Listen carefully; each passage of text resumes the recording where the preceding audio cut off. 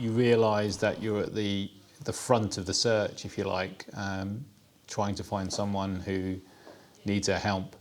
So you're responsible for finding that person, but making sure the team is safe and we do it in a professional way.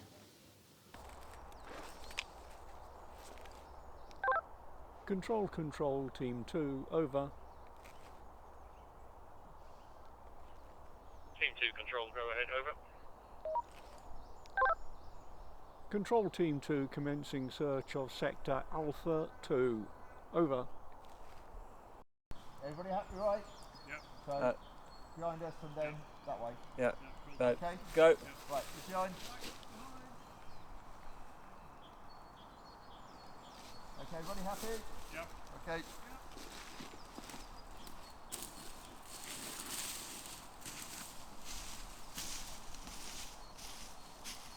A foot team consists of 4 members, sometimes more. They always consist of a team leader, someone responsible for navigation, and someone who's responsible for communication.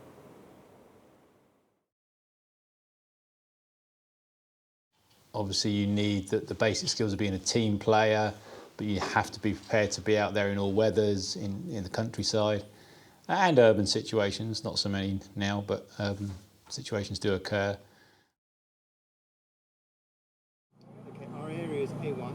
You're relying on the team leader to brief people well, look after their welfare, manage the search and report back collaboratively, make a plan, be prepared to change that plan depending on what you find, manage the misbus if we find them, manage the next stage, manage the communication, make sure that people don't get lost. It's a complex role, again a very key role. The search management team can only go as far as putting the team in the right place. It's the team leader and the search techs that have got to search it. What else makes a good team leader? Somebody who's very reflective, who takes everything on board. Decisive. Yeah. Speaks to the team. Yeah. Takes on opinions, but makes a decision when it matters and sticks to it. Personally, I think someone who listens to other people's ideas but is prepared to stand on their convictions and gets the team to work dynamically together, is part of that team, isn't out there on their own, but together the whole team gets everything done. I think someone who has the responsibility and the knowledge and the skills to lead that team successfully.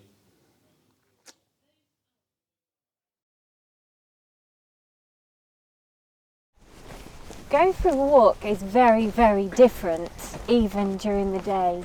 I'm aware of my surroundings. I'm always looking up and down, using search methods that we do when we're actually on a search.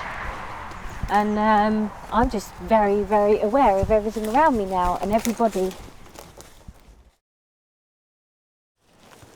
It is true. I even cube.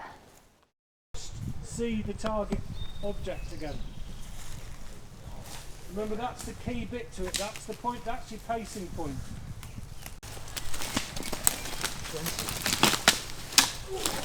21. So what are you going to do? You're going to do it in paces, or are you going to convert it into metres? Because that's the next thing you have to decide upon. Are you happy with your pacing of how you would then convert that into metres? Well, I work my pacing out in metres. You do it in metres, that's fine. I do it every other one. Looking behind me, looking in front of me, to the left, to the right, above, and just check again behind me, and that's cubing. You can see something over there, so we want to head towards that direction, but constantly looking in front of us, behind us, up, to the left and to the right. You have to be able to A, see something, ideally the object you're looking for, by the way, and also recognising it as being something odd that you then need to go and investigate. There's no point in seeing a black dot or blurry bit over there versus that blurry bit over there. You have to recognise it as something that you need to go and investigate. Not do that, you will miss. You do not be the one-to-one that misses. You will never forget that. We put a lot of trust in the team leaders. We put a lot of trust in the whole team, and as they put a lot of trust in search management to put them in the right place, or to have a good reason for them being in the place they're in, because that's what motivates them to search. But it is the team leader that takes that briefing from the van, from the control centre, to the search area and make sure that what we've asked for happens. Yeah, or doesn't, and then they can tell us why. Yeah. It's definitely the crucial link. Foot search is hard work. Messy, wet, slippery, thorny, Yeah. scratchy. Yeah. Terrain is probably the biggest way. I mean, you'll be amazed how much woodland and water there is in Oxfordshire. Members of the public can be their own problems as foot search. Landowners could prevent us from actually gaining access to certain parts of the land. But primarily it's the terrain and the weather and the environment that Mother Nature sends to us. It's the basis of everything we do, though. It's the most important part of the search. It's the foot search is what covers the most ground in the most efficient way. Foot teams are one of the most successful find teams across Lowland Rescue, predominantly due to the large numbers of foot team members available, but also the ability to search across both urban and rural environments, which some other teams may not be as effective in. It's about finding the people that fall through the cracks.